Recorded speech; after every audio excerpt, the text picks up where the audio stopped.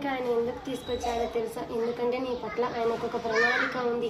నీ విశ్వాస జీవితంలో యాత్రను నడవడానికే ఆయన ఈ భూమి పైన నిన్ను నడిపిస్తున్నాడు. ఇంతవరకు బ్రతికున్నావంటే కేవలం ఆయన కృపను, ఇంతవరకు నువ్వు జీవిస్తున్నావంటే కేవలం ఆయన కృపను. ఎంతోమంది గతించిపోయారు, ఎంతోమంది అంతమైపోయారు. ఇంకా నీ పైన ఆయన కనుదృష్టి ఉంది కాబట్టి నువ్వు ఇంకా జీవిస్తున్నావు. అది గుర్తుపెట్టుకో. దేవుడు లేడు, దేవుడు ఎన్నడూ లేడు. దేవుడు లేకపోతే నువ్వు ఎలా పుడతావు? దేవుడు లేకపోతే నువ్వు ఎలా ఈ భూమి పైన ఉంటావు?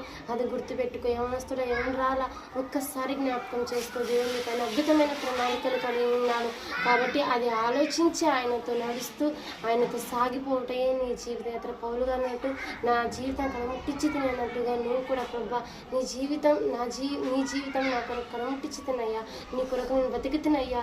ఆయన గొప్ప వాగ్దానం పొందుకు, ఆయన గొప్ప స్థితిలో నువ్వు గొప్ప రాజ్యం, ఆయన రాజ్యంలో నువ్వు ప్రవేశించినప్పుడు నువ్వు ఖచ్చితంగా ఆయన చెంతకు చేరాలి. ప్రభు నిన్ను తీర్పు అడిగినప్పుడు ప్రభా నేను నీతిగా బ్రతికాలని గొప్పగా నువ్వు సాక్ష్యం ఆయనకి ఇవ్వాలి. కాబట్టి నీ పట్ల ఆయన గొప్ప ప్రణాళిక ఉంది కాబట్టి ఇంకా బ్రతికున్నావు. గొప్ప నీతిగా ఉన్నట్లయితే ఆయన నిత్య రాజ్యం నువ్వు పొందుకోగలుగుతావు. అవును.